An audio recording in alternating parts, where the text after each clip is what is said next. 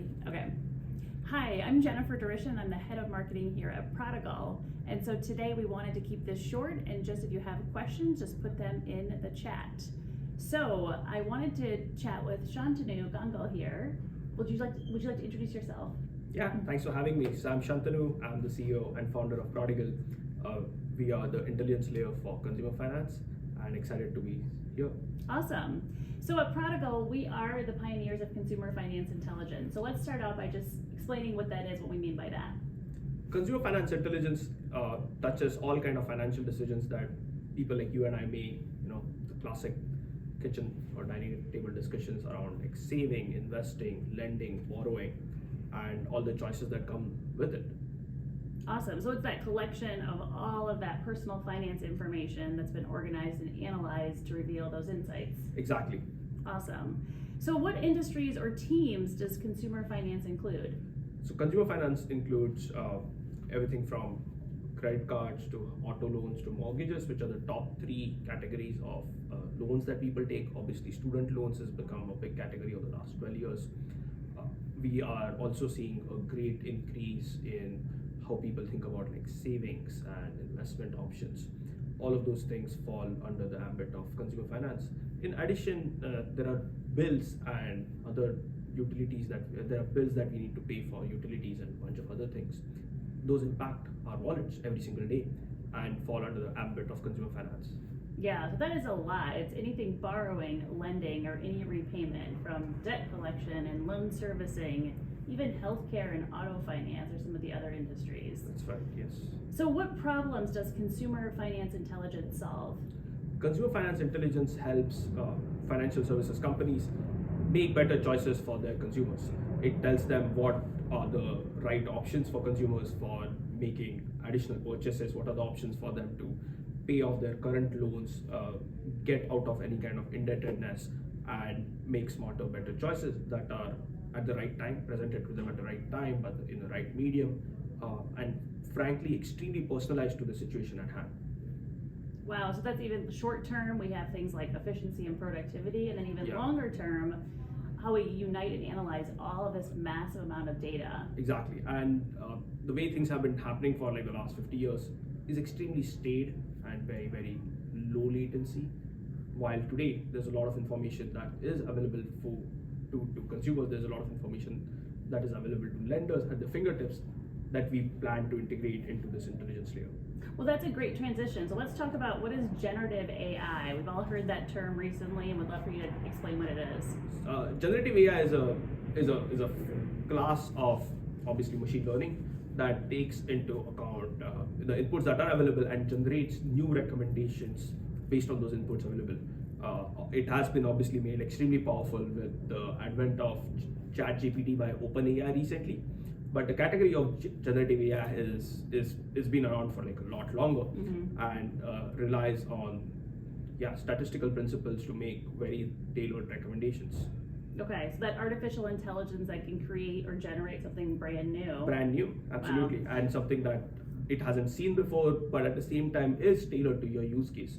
So if your payment history, your loan history is very unique to you, and the recommendations also generated by generative AI are very unique. Okay, so another term we've heard a lot about are something called LLMs. Yeah. What are those, and what does that stand for? LLMs are large language models.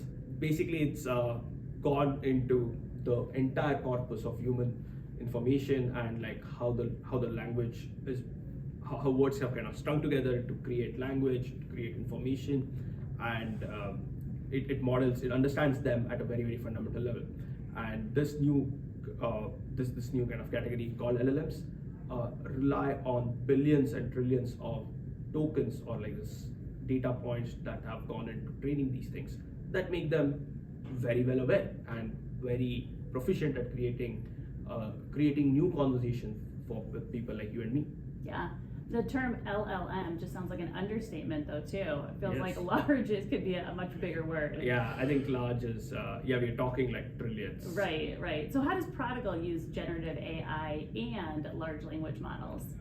We help financial services companies that are doing financial service give a very, very set of tailored inputs to their people on their team when they're serving their customers. We are listening to the calls as they're happening. We're listening to text messages that are being exchanged and chats that are being exchanged, and flip it around and say, for this person at this point, this is what you should say. So give very tailored recommendations using generative AI, because we've understood the conversation up to that point. Not just that, we understood all conversations we've had with the customer across a variety of media, and then compose it all together and create a new symphony on the fly. Awesome. So that's talking about why it's important for us at Prodigal to have our AI trained on consumer finance. Why can't we just use ChatGPT? Great question. I mean, like I said, I think LLMs and GPT being a subsection of LLMs are the latest, newest toolkit in our arsenal. So we leverage it too, but it is at the end of the day means to an end. The end is generating extremely personalized recommendations and doing it in conjunction with the existing techniques, which also work in many cases. So Prodigal actually brings together all of these things, ensembles them in a way that make the whole much, much greater than the sum of the parts. And we do it because we have extremely personalized, tailored information of hundreds of millions of interactions with various consumers in across the country. This gives us an edge because we are not only relying on the corpus of human knowledge per se, but we are also relying a lot on proprietary information that lenders have within themselves. We also rely on information that might have happened with a particular borrower to come back and provide recommendations that are a lot more personalized. For example, if you don't like to give your social security number over the phone, and that is something we have learned in the past, the next time our recommendation to your agent will be, hey, let's just get them verified some other way. Makes a world of difference because suddenly you're no longer feeling like you're stuck in a Groundhog Day. Every interaction is delightful. Every interaction goes 15, 20 feet forward and not just stuck in a place. Yeah. We call it our AI intent engine here at Prodigal. Yes. And you said we've learned from millions of calls, over 250 million to date and counting, yeah, and growing. And what's amazing about it is that it understands the context as well between all of those different types of interactions, not just calls, but texts and emails. Exactly. That's pretty and incredible. composes them in a very, very seamless manner.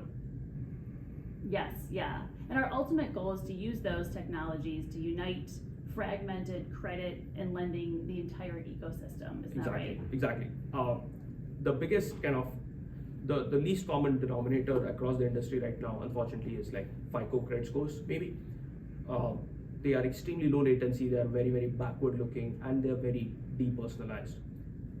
By leveraging modern technologies, including ChatGPT, we are able to not just look at your payment history, but also go much further and touch upon your conversation history, your interaction history, and create an offering that is a lot more relevant to the particular loan or particular bill at hand.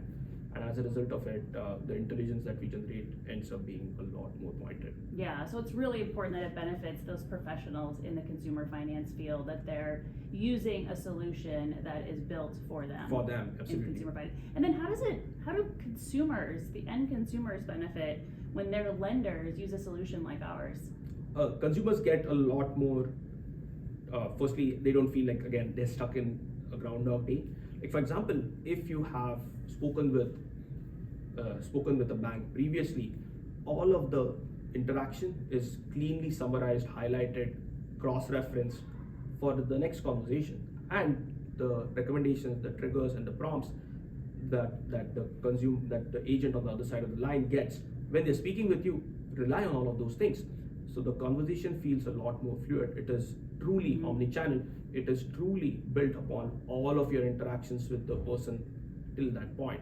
And as a result of that, using services like Prodigal makes it a far richer, far seamless, and a lot more fluid experience. Yeah, so they really don't care what's happening behind the scenes per se. They just want these companies to be empathetic and easy to work with. Empathetic, easy to work with, and exactly deliver a lot more personalized offering. Yeah. And then, so what are the first places consumer finance teams can see results with an LLM, for example? Large language model or any kind of machine learning is incredibly powerful at driving a lot of automation and efficiency in your frontline staff. That's one. The second thing is it standardizes the experience across like all the people who are representing you, and gives you that kind of standardized output, so that you are very assured that they are not running foul of any compliance violations.